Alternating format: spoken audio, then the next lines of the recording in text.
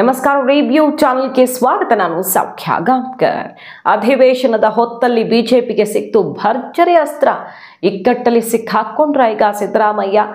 ಸ್ವತಃ ಕಾಂಗ್ರೆಸ್ನ ನಾಯಕರೇ ಕೈಗೆ ಇಕ್ಕಟ್ಟನ್ನು ತಂದಿಟ್ರಲ್ಲ. ಮಹತ್ವದ ಬೆಳವಣಿಗೆಯೊಂದು ಕರ್ನಾಟಕದಲ್ಲಿ ಈಗ ಗಮನ ಸೆಳೀತಾ ಇದೆ. ಮಾಹಿತಿ ಮುಂದೆ ಇಡ್ತಾ ಹೋಗ್ತೀವಿ.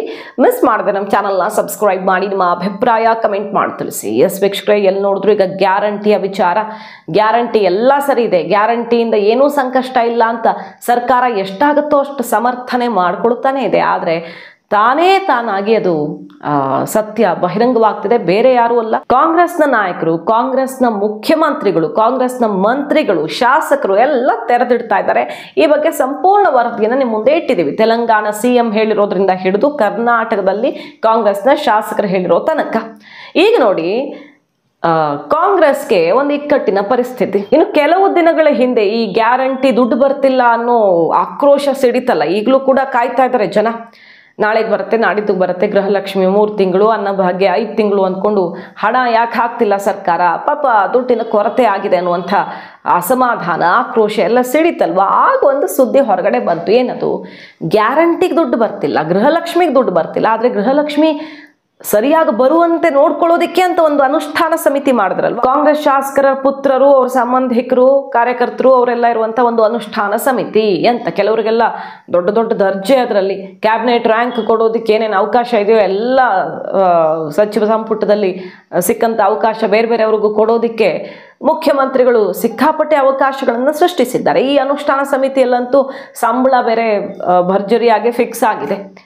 40,000, 20,000, 30,000 ಅಂದ್ಕೊಂಡು ತಾಲೂಕುವಾರು, ಜಿಲ್ಲೆ ಅಲ್ಲಲ್ಲಿಗೆ ಭರ್ಜರಿಯಾಗಿ ಖರ್ಚಾಗುತ್ತೆ. 15 ಕೋಟಿ ಮೊನ್ನೆ ಮೊದಲ ಕಂತಿನಲ್ಲಿ ರಿಲೀಸ್ ಆಯಿತು.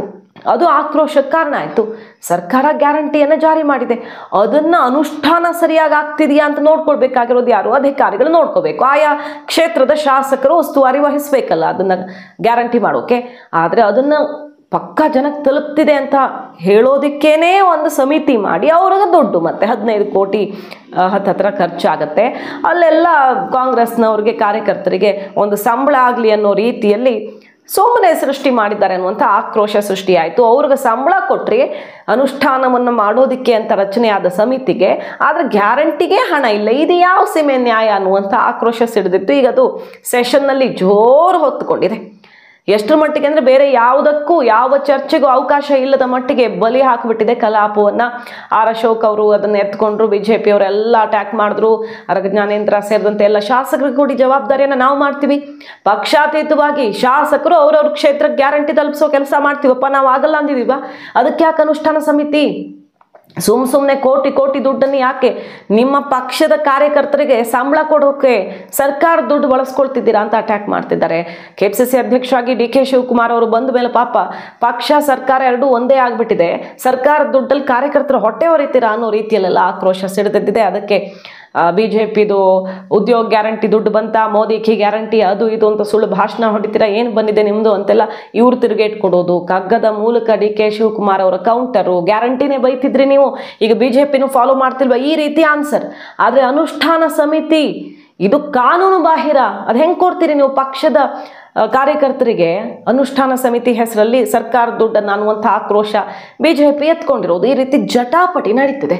ಈ ಹೊತ್ತಲ್ಲಿ ರೇವಂತ್ ರೆಡ್ಡಿ ಅವರು ಕಾಂಗ್ರೆಸ್ಗೆ ಎಂಥ ಆಘಾತ ಕೊಟ್ಟಿದ್ದಾರೆ ಅಂದರೆ, ಗ್ಯಾರಂಟಿ ಅನುಷ್ಠಾನಕ್ಕೆ ದುಡ್ಡಿಲ್ಲ ಅನ್ನೋದನ್ನು ಒಪ್ಪಿಕೊಂಡಿದ್ದಾರೆ. ಅಂಕಿಅಂಶದ ಸಮೇತ ಸರ್ಕಾರದ ಬೊಕ್ಕಸಕ್ಕೆ ಎಷ್ಟು 1,000 ಕೋಟಿ ಬರುತ್ತೆ, ವೇತನ, ಪಿಂಚಣಿ, ಬೇರೆ ಬೇರೆದಕ್ಕೆ ಮಾಡಲೇಬೇಕಾದ ವೆಚ್ಚಗಳಿರ್ತಾವಲ್ಲ, ಅದಕ್ಕೆ ಎಷ್ಟು ಹೋಗುತ್ತೆ, ಕೊನೆಗೆ ನಮ್ಮ ಹತ್ರ ಉಳಿಯೋದೆಷ್ಟು? ಅಭಿವೃದ್ಧಿಗೂ ಉಳಿಯಲ್ಲ ಸರಿಯಾಗಿ, ಗ್ಯಾರಂಟಿಗಂತೂ ಇಲ್ಲವೇ ಇಲ್ಲ ದುಡ್ಡು. ಇದು ನಮಗೆ ಅಧಿಕಾರಕ್ಕೆ ಬಂದ ಮೇಲೆ ಗೊತ್ತಾಗಿದ್ದು ಅಂತ ಹೇಳೋ ಮೂಲಕ ಮುಂಚೆ ಯಾವುದೇ ಭವಿಷ್ಯದ ಲೆಕ್ಕಾಚಾರವೂ ಇರಲಿಲ್ಲ, ರೋಡ್ ಮ್ಯಾಪು ಇರಲಿಲ್ಲ ಅನ್ನೋದನ್ನು ಒಪ್ಪಿಕೊಂಡಿದ್ದಾರೆ. ಕೈಗೆ ಬಹಳ ದೊಡ್ಡ ಮುಖಭಂಗ ಆಗಿದೆ. ಅವರು ಬೇಕು ಉದ್ದೇಶಪೂರ್ವಕವಾಗಿ ಹೇಳ್ದಂಗೆ ಕಾಣಿಸ್ತಿದೆ. ಇದನ್ನು ಎಲ್ಲರೂ ಸೇರ್ಕೊಂಡು ದೇಶವ್ಯಾಪಿ ಇದ್ರ ಬಗ್ಗೆ ಒಂದು ನಿರ್ಧಾರ ಮಾಡಬೇಕು. ಸುಮ್ಮನೆ ಈ ದಕ್ಷಿಣದಲ್ಲಿ ಡಿಲಿಮಿಟೇಷನ್ ಬಗ್ಗೆ ಚರ್ಚೆ ಆಗ್ತಿದೆಯಲ್ಲ, ದಕ್ಷಿಣದ ಮುಖ್ಯಮಂತ್ರಿಗಳೆಲ್ಲ ಸಿಡಿದೆದ್ದಿದ್ದಾರೆ, ನಮಗೆ ಅನ್ಯಾಯ ಆಗುತ್ತೆ ಡಿಲಿಮಿಟೇಷನ್ ಆದರೆ ಅಂತ, ಅದ್ರ ಬಗ್ಗೆಲ್ಲ ಚರ್ಚೆ ಮಾಡಬೇಕಾಗಿರೋದು. ಗ್ಯಾರಂಟಿ ಬಗ್ಗೆ ಅಂತ ಸೆಟ್ಟು ಹೊಡೆದಿದ್ದಾರೆ. ಬೇರೆ ಯಾರು ಅಲ್ಲ, ಕಾಂಗ್ರೆಸ್ನ ಮುಖ್ಯಮಂತ್ರಿ ರೇವಂತ್ ರೆಡ್ಡಿ. ಆ ವಿಚಾರ ಪ್ರಸ್ತಾಪಿಸಿ ಬಿಜೆಪಿಗರು ನೋಡ್ರಿ ನಿಮ್ಮ CM ಹೇಳಿದ್ದಾರೆ ಈಗಲಾದರೂ ಒಪ್ಕೊಳ್ಳಿ ಅಂತ ತಿರುಗೇಟ್ ಕೊಡ್ತಿರೋದು. ಅವ್ರ ರಾಜ್ಯದ ಬಿಟ್ಟು ಹಾಕಿ ಅಲ್ಲೇನೋ ನಡೀತಾ ಇದೆ ರಾಜಕೀಯ ಲೆಕ್ಕಾಚಾರಗಳು, ರಿಪೋರ್ಟ್ ಮಾಡಿದ್ದೀವಿ, ಮುಂದೆ ಇಟ್ಟಿದ್ದೀವಿ. ಇಲ್ಲಿ ನೋಡಿ ಸಾರಿಗೆ ಇಲಾಖೆಗೆ ಎಷ್ಟು ಬಾಕಿ ಉಳಿಸ್ಕೊಂಡಿದ್ದಾರೆ ಗೊತ್ತಾ?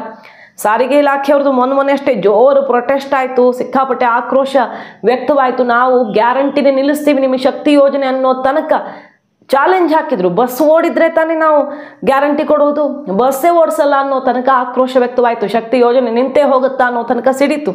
ಕೊನೆಗೆ ಹೆಂಗೋ ಸಮಾಧಾನ ಮಾಡಿ ಕಳಿಸ್ತಾರಲ್ವಾ, ಹಾಗೇ ಮುಂದುವರಿತಾ ಇರುತ್ತೆ. ಆದರೆ ನೋಡಿ ಎಷ್ಟು ಬಾಕಿ ಇದೆ ಗೊತ್ತಾ? ಸರ್ಕಾರಿ ಸಾರಿಗೆ ನಿಗಮಗಳಿಗೆ ಇನ್ನೂ 2,450 ಕೋಟಿ ರೂಪಾಯಿ ಬಾಕಿ ಇದೆ. ಶಕ್ತಿ ಯೋಜನೆ ಜಾರಿಯಾದ 2023 ಜೂನಿಂದ 2025 ಫೆಬ್ರವರಿ ತನಕ, ಅಂದರೆ ಈ ಫೆಬ್ರವರಿ ತನಕದ್ದು 2,450 ಕೋಟಿ ಬಾಕಿ ಉಳಿಸ್ಕೊಂಡಿದೆ. ಸೊ ಇಷ್ಟೆಲ್ಲ ದುಡ್ಡನ್ನು ಬಾಕಿ ಉಳಿಸ್ಕೊಂಡು BJP-ಅವರಿದ್ದಾಗಲೂ ಏನು ಬಾಕಿ ಇರಲಿಲ್ಲ ಅಂತಲ್ಲ, ಅದು ಯಾವಾಗಲೂ ಸಾರಿಗೆ ನಿಗಮಗಳಿಗೆ ಸಂಕಷ್ಟ ಲಾಸಲ್ಲಿರೋದು ನೋಡ್ತಾನೆ ಇರ್ತೀವಿ. ಆದರೆ ಶಕ್ತಿ ಯೋಜನೆ ಬಂದಮೇಲೆ ನಾವು ಇನ್ನೂ ಬಲ ತುಂಬ್ತೀವಿ ಅಂತ ಹೇಳಿದರು. ಈಗ ಇನ್ನೂ ಅದು ಡಬಲ್ ಆಗಿದೆ. ಬಾಕಿ ಉಳಿಸ್ಕೊಳ್ತಾ ಇದ್ದದ್ದು ಸಾವಿರಾರು ಕೋಟಿಲಿ ಇರ್ತಿತ್ತು, ಈಗ 2,500 3,000 ಕೋಟಿ ಹತ್ತತ್ರ ಹೋಗ್ತಾ ಇದೆ. ಅಂದರೆ ಸಂಕಷ್ಟ ದುಪ್ಪಟ್ಟಾಯ್ತಾ? ಎಲ್ಲ ಕಡೆಯಿಂದ ಅಂಕಿ ಅಂಶ ಲೆಕ್ಕಾಚಾರಗಳೇ ಬಟಾಬಯಲಾಗ್ತಿರೋದು. ಈಗ ಇದರ ನಡುವೆ ನಿಮ್ಮ ಕಾಂಗ್ರೆಸ್ಸಿಗರ ಕಾರ್ಯಕರ್ತರ ಹೊಟ್ಟೆನೂ ನಿಮ್ಗೆ ಸರ್ಕಾರದ ದುಡ್ಡಲ್ಲೇ ಹೊರಿಬೇಕಾ ಅನ್ನುವ ಆಕ್ರೋಶ ಸಿಡಿದಿದೆ. ಮಾಹಿತಿ ನಿಮ್ಗೆ ಇಷ್ಟ ಆಗಿದ್ರೆ ಮಿಸ್ ಮಾಡದೆ ನಮ್ಮ ಚಾನಲ್ನ ಸಬ್ಸ್ಕ್ರೈಬ್ ಮಾಡಿ, ನಿಮ್ಮ ಅಭಿಪ್ರಾಯ ಕಮೆಂಟ್ ಮಾಡಿ ತಿಳಿಸಿ. Thank you.